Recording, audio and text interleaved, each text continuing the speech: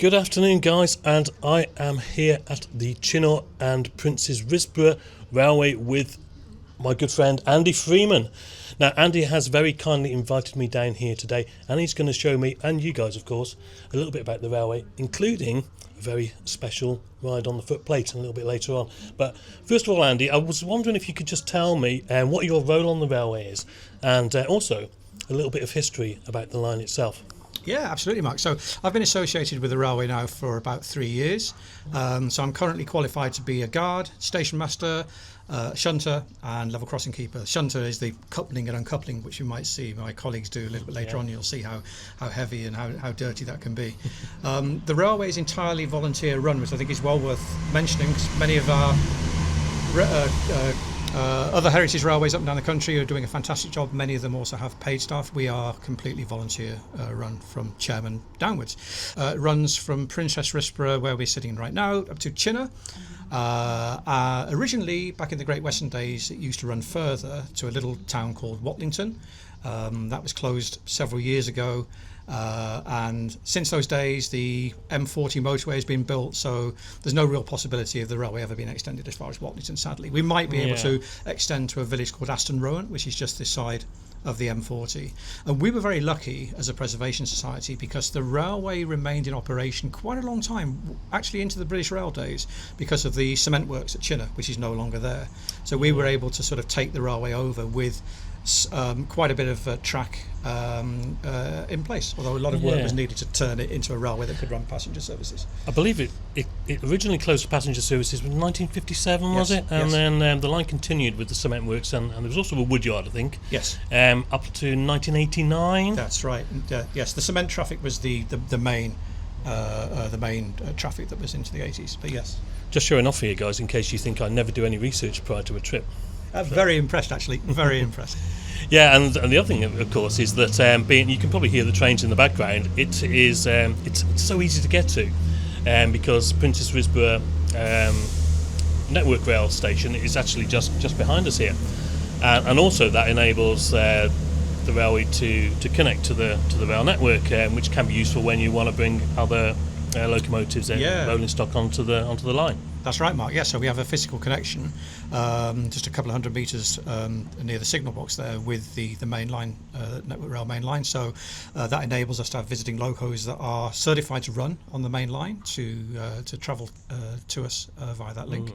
And also, as we've just seen this morning, so we have tampers and other Network Rail equipment, or from companies such as Colas, who will use our branch to stable overnight or to refuel, as we've just seen this morning. Yeah, and talking about signal boxes, I believe it is the largest mechanical signal box on a heritage railway. It is indeed. In, I'm thinking the world or the UK, I can't remember now. But definitely in the UK, potentially the world, but I wouldn't hang my hat on that. But in the UK, definitely. Okay.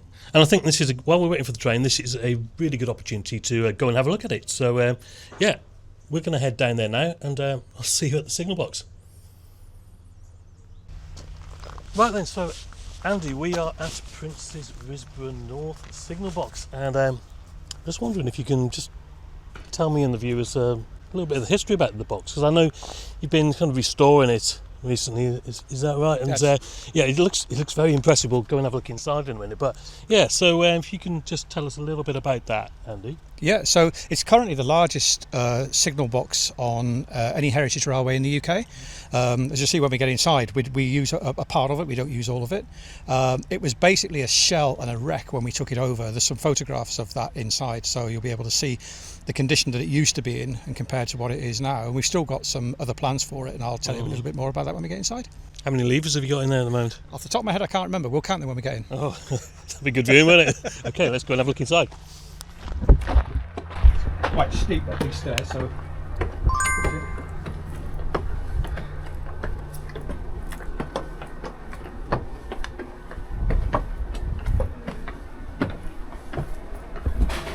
in total? 126. Yeah, okay. So we have 126 levers in total.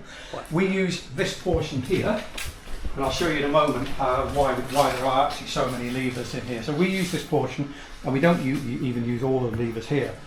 Some of the levers are for points, some of them are for signals, and some of them, the white ones, are for locking. So we use this this lever frame to control our loop, which is where we'll be running down later on when the train comes in, and down to the yard.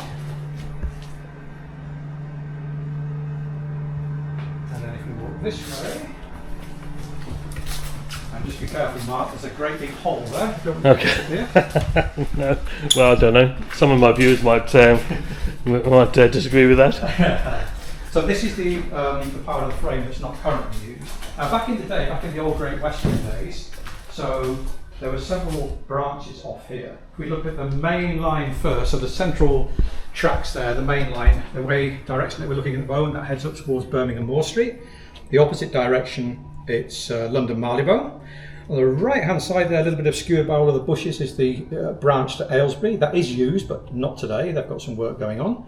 To the left, back in the day, there were two branches. Left hand side was the line to Chinnor, which we're going to travel on shortly, and the right hand one went to Tame, a little bit further up in Oxfordshire. So it was a very, very busy junction back in the day, hence the size of the signal box and so many levers needed to control all of the points and the signals.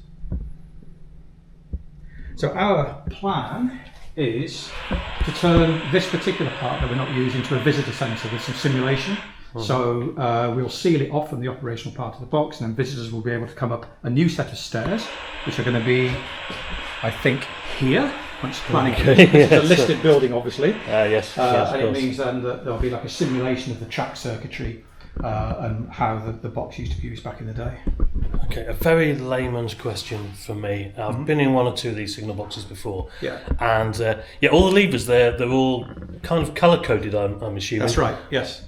Why? So blue ones typically, and our signal will correct me if I'm wrong. Blue ones typically are for the signals. The red ones are for the points, which switch the track, and the white ones are for locking. So sometimes for safety. Oh, There you go. See, good, we've got an expert. Red for signals, Red for, that was the opposite way red around. for signals, yeah. black for points, Okay. blue to lock the points, and generally white is spare.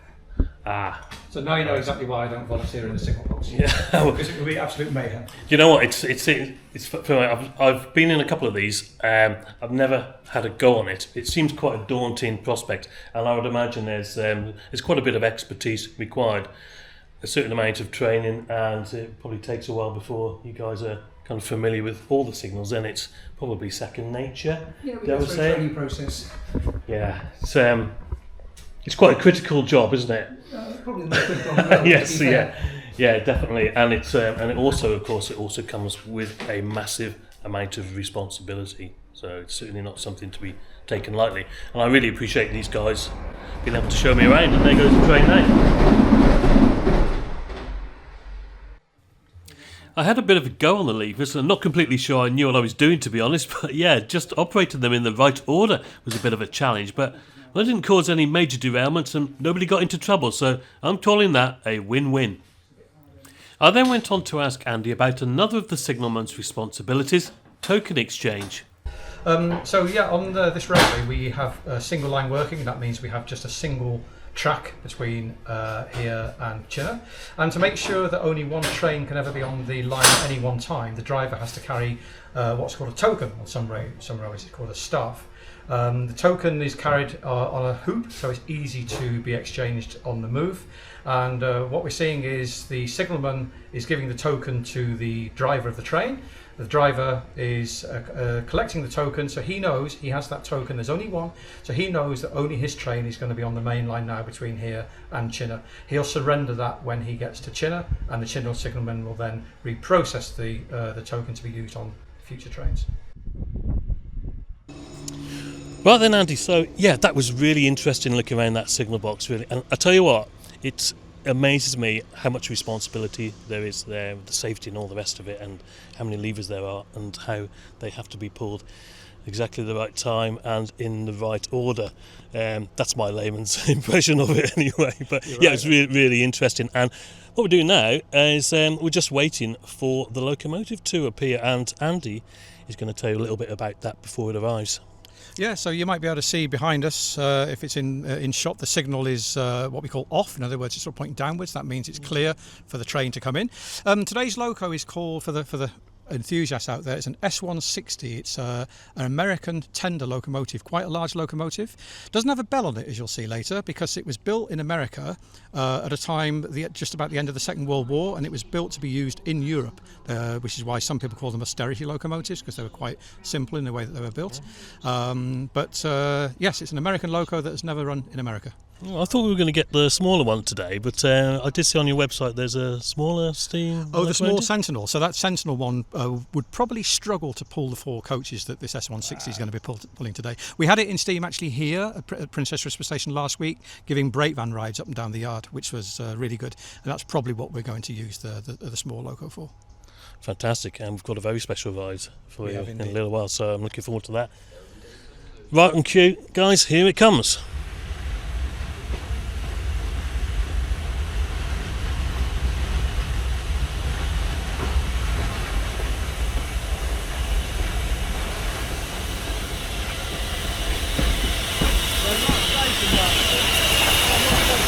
Yes, the USA Class S160 number 6046 is indeed the most powerful locomotive to work on this railway. And as Andy said, the locomotive came over from the US and was built at the Baldwin Locomotive Works in Philadelphia. And today it is pulling a rake of 4 British Rail Mark I coaches. We made our way up the platform to the locomotive, which was being uncoupled at the time. It looked absolutely fantastic, I thought, and larger than I was expecting too. It was time to get on board, the part I was looking forward to the most, and I was keen to understand everything that was going on the footplate too. Run through of how the steam locomotive works. So in the back here we have a tender that is full of coal. It also has a tank of water. And Jim, who's the fireman today, will be shoveling the coal into the firebox, and if you stoop down a little bit, you can see at the top there is the entrance, if you like, to the boiler. There's tubes that go right the way through, and the heat goes through those tubes and heats the water in the boiler, creates the steam and makes the locomotive work, which then I'll show you a little bit more about that when we get outside later. You need to put water in the boiler, so there will be some valves here, they're called injectors, and they work with the steam. The steam passes over some cones in what's called the injector, and it creates a sort of an uplift and lifts the water and puts the water into the boiler. So they always need to make sure they have enough water in the boiler, and that those gauge glasses there, you might be able to see the water level is actually quite high at the moment, and that's how they make sure that they have enough water in the boiler. To make the locomotive move, so Pete has what's called the regulator, which is basically a throttle, same as in your car, and also a valve gear. So the valve gear, it operates very similar to the gears in your car, but you don't actually change the gears as such. You just turn the wheel and it tells you at what point the valve gear is. When it's fully forward, you get the maximum steam into the cylinders and the maximum movement forward. When you want to save some steam or go a little bit more slowly, you can ease off the valve gear while keeping the throttle basically at the same level, or you can reduce the throttle. That's a 2-minute guide into how a steam locomotive works. There are some more complicated things, such as how the brakes work, but I don't think we need to cover that today. I guess if you need the brakes, then the brakes are quite important. Can be quite useful. Yes. And I'll tell you what, the other thing is, we're going to do a little bit of a run round in a minute. But I've never, having been on a footplate before, it is really hot. So these guys here are obviously used to it, but I would imagine that it takes a bit of getting used to. But the heat coming off the boiler there, obviously, it's quite. It's quite something. And you might also notice that the fire, how even the fire is. It's really important that there are no gaps in the fire, because what that can do is it can suck up cold air. The cold air can reach one of the boiler tubes, it can make it contract, and then it can cause a leak, and this is quite serious. So the fireman's job is very, very important. It's getting the fire right. It's really crucial, getting the right amount of heat to create the steam, having the fire in the right way, and maintaining the water level in the boiler.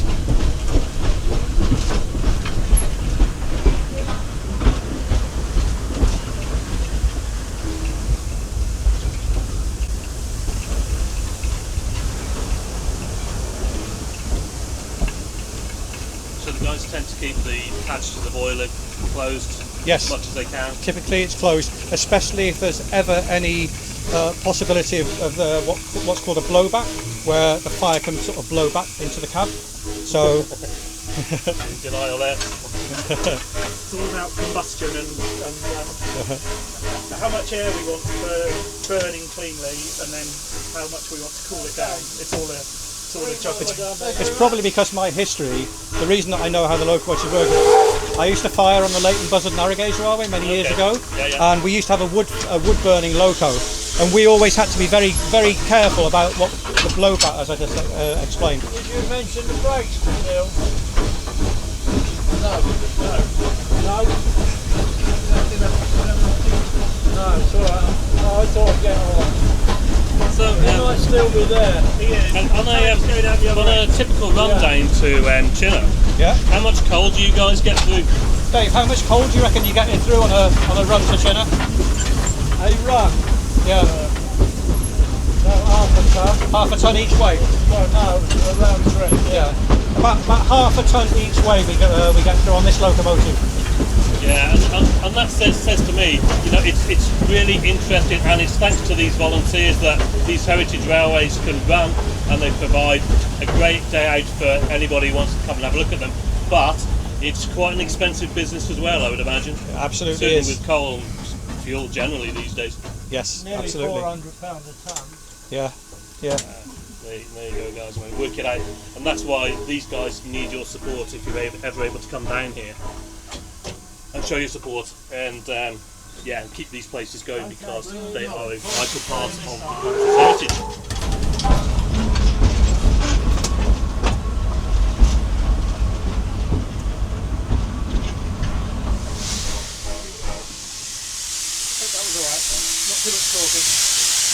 So here what we're doing is we're coupling the locomotive to the train. First thing they have to do, because you can see there's a potential danger being in between, is remove the vacuum pipe from the tender. That prevents the steam loco from moving, because it cannot release the brakes. So we put the coupling chain on first, and he will tighten it up. And once he's tightened it up, he will reconnect, or rather he will connect the two vacuum hoses together. There's a vacuum hose on the train, vacuum hose on the tender. Once that is connected, the locomotive can create the vacuum, which will allow them to control the brakes, to release the brakes and to put them back on again. So while those two vacuum pipes are disconnected, the coaches can't move, and neither can the steam locomotive. It's quite a So, dirty job down there, isn't he's it? relatively safe. Yeah, so I do that job when I'm shunting, primarily on the diesel service. There's even less room when you've got a diesel locomotive there. You can imagine there's even less room to work. So you can't take a swing at it. It's all brute force to get that chain over. Okay, so that's the coupling up complete, and they will now create the vacuum. You can hear the pump starting to work, so they'll create the vacuum. The guard will then do a test to make sure that the vacuum is running all the way through the train. So that means that we know that when the driver applies the brakes will come onto every carriage. And once we've done that, in about 3 minutes we should be on our way to Chinnor. Brilliant. So we hastily got on board just before departure, with our train heading in a southwesterly direction through open fields towards Chinnor. I miss these days of being able to open the windows on carriages, a thing of the past pretty much on the National Rail Network, but obviously for safety reasons. We reached the level crossing at Wanehill Lane and noted the sign here instructing the driver not to pass unless the proceed signal is received. And once we're at the crossing, you will see that today the green flag is being held up here by the level crossing keeper, giving us the all clear. The crossing cottage here, by the way, is definitely the kind of place I'd love to live in.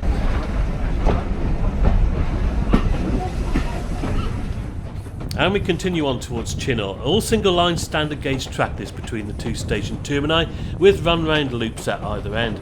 And it takes about 20 to 25 minutes to complete the journey of approximately 4 miles, although there are plans to extend the line southwest towards Aston Rowant, and that will increase the total length to around 6 miles. There are views towards the Bledlow Ridge here, part of the Chiltern Hills, and once we've arrived into Chinnor, it's a quick stroll over to the far end of the platform, crossing the track by the signal box to watch our train depart for the yard, where again the locomotive will be uncoupled and swept ends.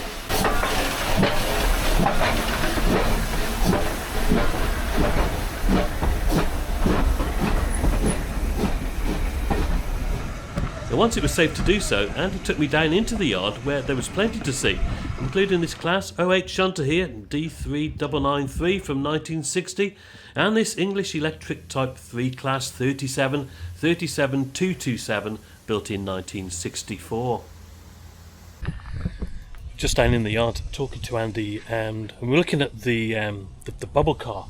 And do you know what? When I was young, and I used to go down to Shrewsbury Station, we'd have Class 25s, Class 33s, 47s, pretty much that. And every time like a diesel multiple unit came in, it'd be like, oh god, not one of those again.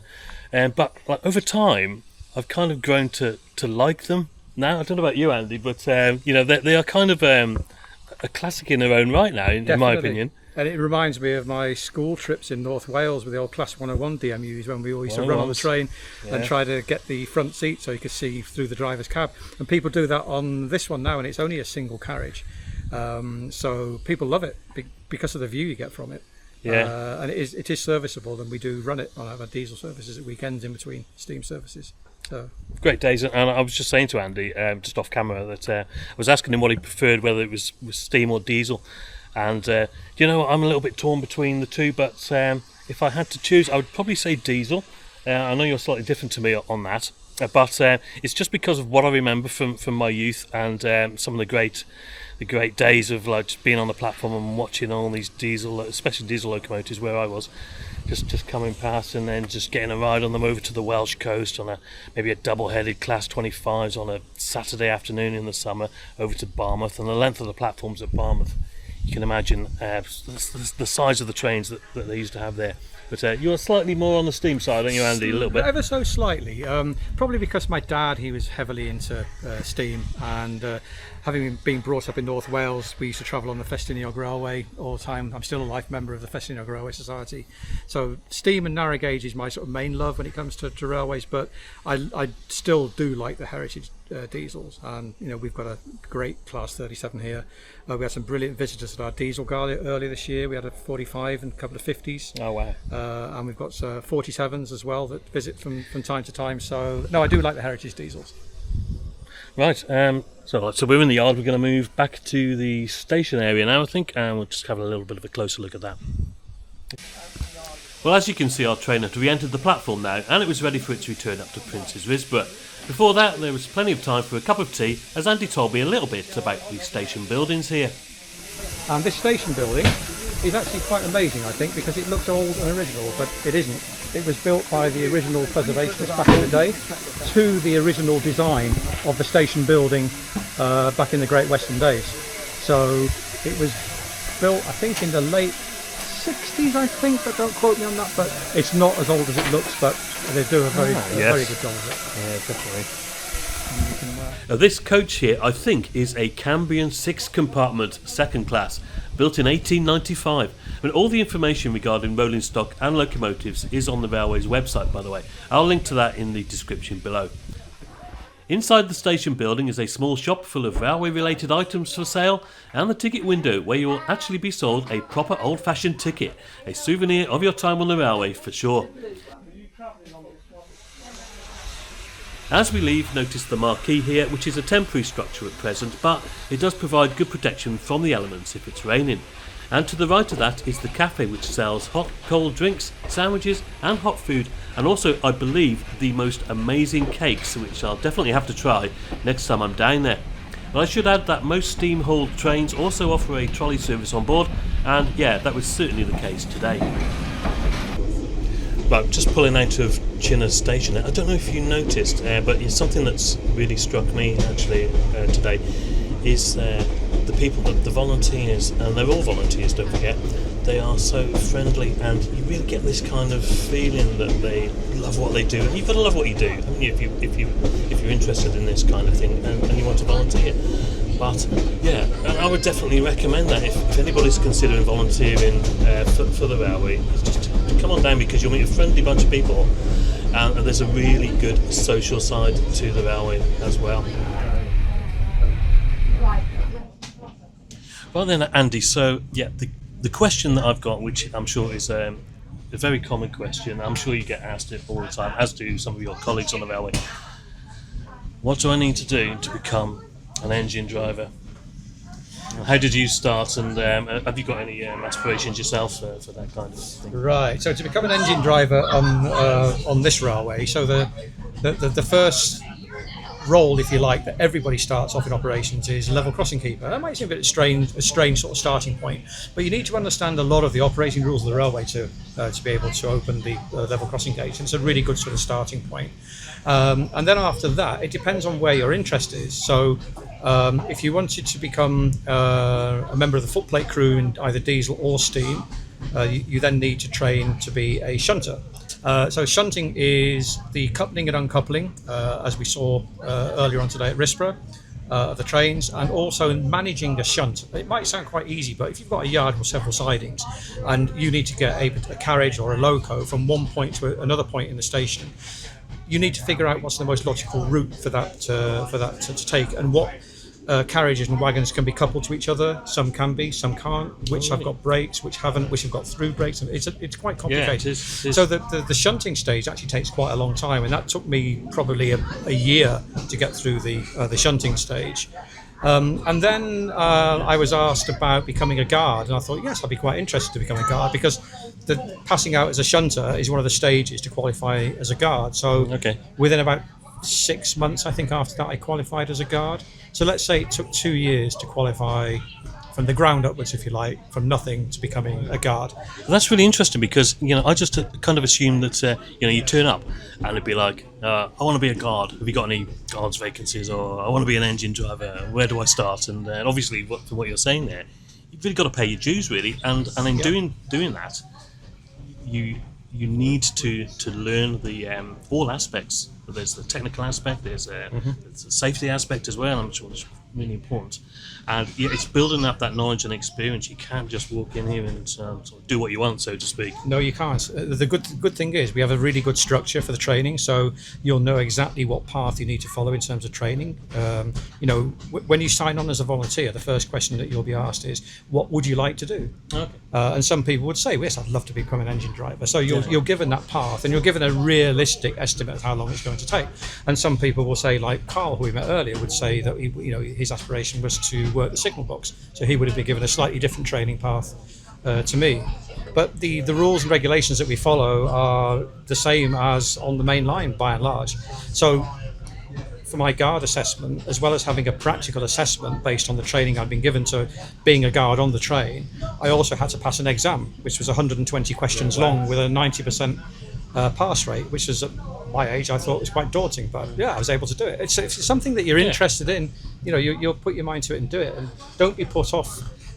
People might be looking at this thinking, I'd love to be a guard, but no, I can't do it. Yes, you can. Of course you can. If you're interested in it and you get involved, then you can do it. And the takeaway for me is that it's fine to have aspirations to do it, and you can achieve those aspirations, but you have to have a level of dedication as well. Dedication is quite an important word in the world of volunteering, in whichever field it can be. Mm-hmm. Yes, I mean, you don't have to give up your whole life to do it. You don't have to come down here every weekend. I mean, some of us do come pretty much every weekend because we enjoy it and we've got the time. But you don't have to. You can do half a dozen weekends in a season, and you can still progress. I mean, you can dedicate as much or as little time as you want to, and you'll get lots of encouragement and help from all of the other volunteers, especially on this railway. Everybody encourages you. Everybody wants you to succeed. You always feel that people are there to help you, to succeed. And that's the impression I got today, really, that everybody's trying to achieve the same goal. Everybody's enthusiastic. They're interested in the railway, interested in all railways, and that just sort of shines through. And all I would say is come down and give it a go. Yes, I'd highly recommend it. I love it. Absolutely love it. Highly recommend it to anybody. Yes, and I second that. Whether you want to volunteer yourself or you just want to come down here and have a fantastic day out, there is lots to see and do.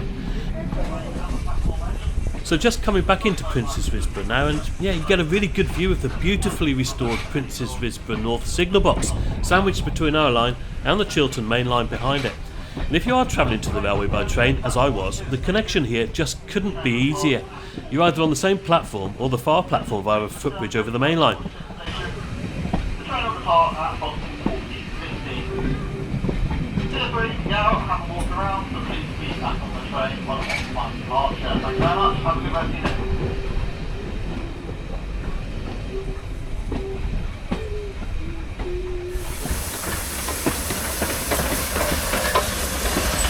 Our locomotive was again running round the train to take happy passengers back down to Chinnor, but I had a far less exciting train to catch back up the line towards Birmingham Moor Street. Before I did that, I just had time to have a final chat with Andy to thank him for showing me around and to get a little bit more information on opening times and upcoming events on the railway. Right then guys, well I am back here at Princes Risborough station, having travelled back up the line from Chinnor and with Andy again. And yeah, I've got to say Andy, I have had an absolutely brilliant time today. I want to thank you so much for showing me around, taking me to some of the places like the signal box and of course riding on the footplate of that fantastic locomotive we saw earlier on. And yeah, it's all I would say is that if you want to come down here, there is something for everybody. I've seen young people today, I've seen families, I've seen older people, everybody having a great time, and the staff, the volunteers here on the railway that make it all happen. They are an absolutely brilliant bunch of people. And yeah, what I wanted to ask you, Andy, just as we close here, if you could just tell everybody when you're open and what days you're open and your kind of season start, end times, and anything else that you've got coming up on the railway in the near future. Yeah, sure. So season starts on Mother's Day, whenever Mother's Day happens to fall, and we typically run till the last weekend in October, and then we start again for the Christmas period, and we run Santa specials for children. We run every Sunday throughout the season, occasional Saturdays, and Thursdays in the back end of July and through August for the school holidays. Everything is on the website. Quite easy to find. If you Google for Chinnor Railway, the site will come up first on the search list, and everything will be there. We also do cream teas on certain days. They need to be pre-booked. You can't just turn up for those. Ploughman's lunches sometimes, fish and chip evenings. Again, the website is the main source of information. You'll find everything there. Something for everyone, really. Something for everybody, exactly.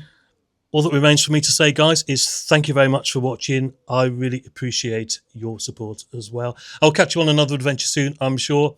And until the next one, as always, Cheers for now.